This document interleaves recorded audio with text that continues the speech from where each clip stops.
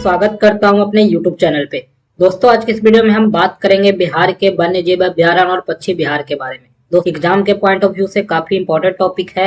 Exam में कई बार प्रश्न है वो यहाँ से पूछे गए हैं। दोस्तों सबसे पहले हम बात करते हैं वाल्मीकि नगर राष्ट्रीय उद्यान के बारे में। आपको बता दें वाल्मीकि नगर राष्ट्रीय उद्यान है वो पश्चिम चंपारण में है। ये बिहार का एकमात्र नेशनल पार्क है यानी कि राष्ट्रीय उद्यान है। इसके अलावा बिहार में कोई भी राष्ट्रीय उद्यान नहीं है और बिहार का एकमात्र टाइगर रिजर्व भी इसे ही घोषित किया गया है।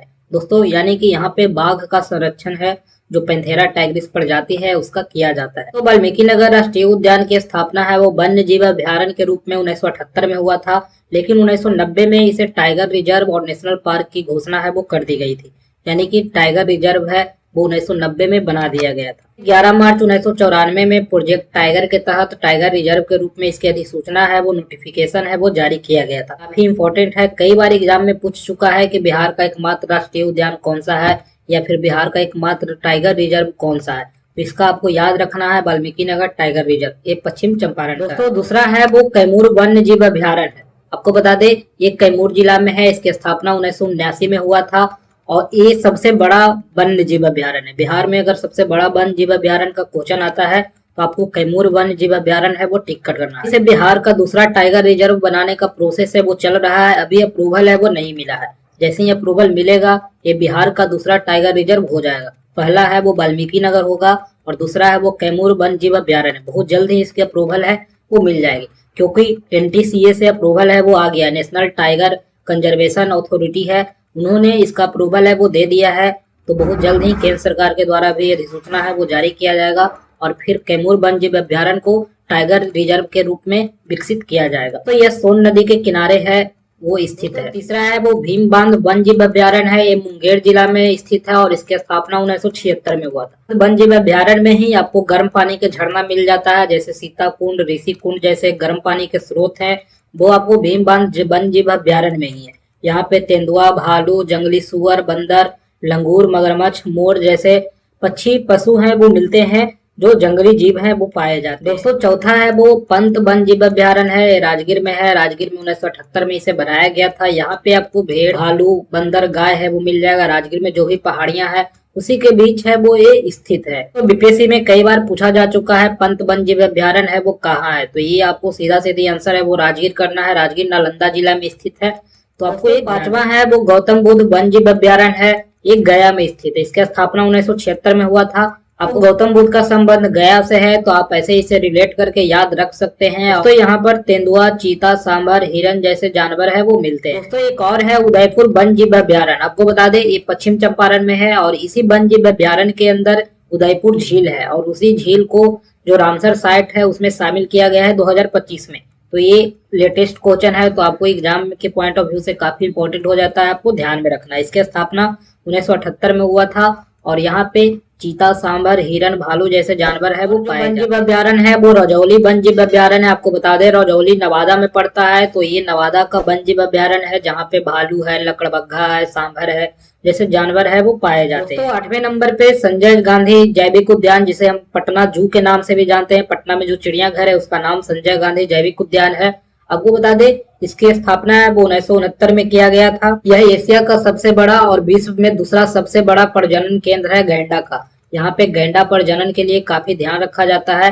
तो इस तरह से एशिया में वो सबसे बड़ा बन गया है और विश्व में दूसरा सबसे बड़ा गैंडा का प्रजनन केंद्र है वो पटना जू में है। तो दोस्तों इसके लिए ये वर्ल्ड फेमस पक्षी अभयारण्य है वो देखते हैं, जिसमें सबसे पहले आपको बड़ैला झील, सलीम अली, जुब्बा साहनी पक्षी वन्य जीव अभयारण्य है। तो आपको बता दें कई बार एग्जाम में बस बड़ैला झील के बारे में ही पूछता है, तो बड़ैला झील जब भी पूछेगा आपको वैशाली लगाना है या फिर पूरा नाम दे करके वन्य जीव अभयारण्य पूछेगा तो भी आपको वैशाली ही टिक करना है, आपको ध्यान रखना है।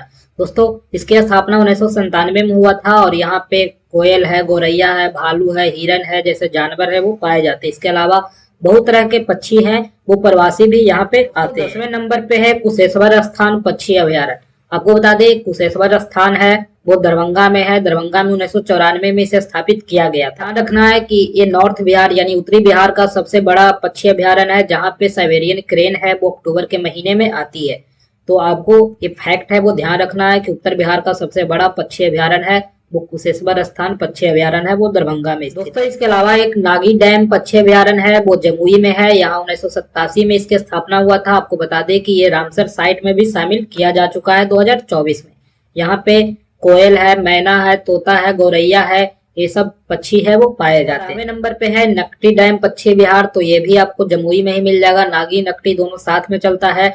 इसकी भी स्थापना 1987 में हुआ था। यहाँ पे भी आपको कोयल, मैना, तोता, गौरैया जैसे पक्षी है वो मिलते हैं। तो इसे भी 2024 में रामसर साइट में शामिल किया गया था ताकि इसका प्रोटेक्शन है वो किया जा सके। 13वें नंबर पे है गोगा बिल पक्षी अभ्यारण्य। आपको बता दें गोगा बिल झील है वो कटिहार में है, वहीं पे इसका पक्षी अभ्यारण्य भी है क्योंकि झील है वहाँ पे बहुत सारे पक्षी है वो आते हैं।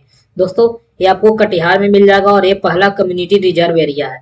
अगर पूछे गए बिहार में पहला कम्युनिटी रिजर्व एरिया है, सामुदायिक रिजर्व क्षेत्र, तो आपको ध्यान रखना है कि ये गोगा बिल झील है। तो इसे 2004 में आईबीए घोषित किया गया था, मतलब कि इम्पोर्टेंट बर्ड एरिया के रूप में बर्ड लाइफ इंटरनेशनल के द्वारा 2004 में इसकी घोषणा है वो किया गया था। तो ये बर्ड के लिए काफी इम्पोर्टेंट है। और इस बार का जो एएसओ का एग्जाम हुआ था बीपीएससी के द्वारा, उसमें पूछा भी गया था गोगाबिल लेक है वो कहाँ पे है। तो एग्जाम के पॉइंट ऑफ व्यू से काफी इम्पोर्टेंट है, आपको ध्यान में रखना है। रामसर साइट में अभी हाल ही में शामिल किया गया है नवंबर 2025 में, तो इसके पॉइंट ऑफ व्यू से भी काफी इम्पोर्टेंट है। एक और है वो कांवड़ झील पक्षी अभ्यारण्य है, ये बेगूसराय में है, जिसकी स्थापना 1989 में हुआ था। आपको बता दें कि एशिया में सबसे बड़ा मीठे पानी का प्राकृतिक गोखुर झील है। तो यह बिहार का पहला कोई वेटलैंड है जिसे रामसर साइट में शामिल किया गया। तो ये 2020 में रामसर साइट में शामिल हुआ था और यह भारत का 39वां रामसर साइट है वो कांवड़ झील पक्षी विहार। दोस्तों एक और है विक्रमशिला गंगेय डॉल्फिन अभ्यारण्य। आपको बता दें डॉल्फिन के कंजर्वेशन के लिए ये अभ्यारण्य है वो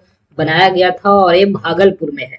दोस्तों भागलपुर में 1990 से 91 में बनाया गया था और ये गंगा नदी के किनारे है वो स्थित है।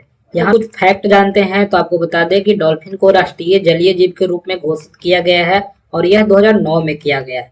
आपको बता दें इसे सूंस भी कहा जाता है।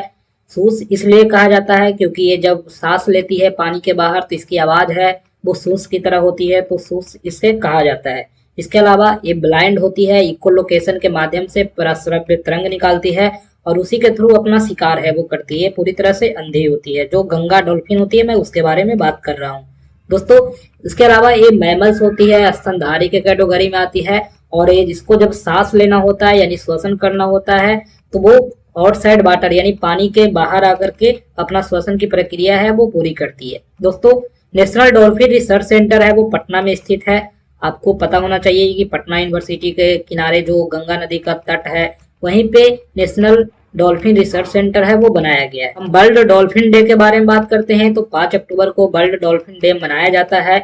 इसके अलावा यूपी में सबसे ज्यादा डॉल्फिन है वो पाया जाता है। बिहार इस मामले में 2nd नंबर पे है। भारत का डॉल्फिन मैन है वो रविंद्र कुमार सिन्हा जी को कहा जाता है। इन्हें पद्मश्री का पुरस्कार भी मिल चुका है। याद रखेंगे कि भारत का डॉल्फिन मैन है वो किसे कहा जाता है। कई बार आपको एग्जाम में या फिर आप जब मॉक लगाएंगे तो वहाँ पे एक क्वेश्चन है वो आएगा। दोस्तों इसी के साथ आज का सेशन है वो कंप्लीट होता है। अगर वीडियो आपको अच्छी लगे तो आप लाइक करें, कमेंट करें, अपने दोस्तों में भी शेयर करें और चैनल पे नए हैं तो चैनल को जरूर सब्सक्राइब करें। Thank you.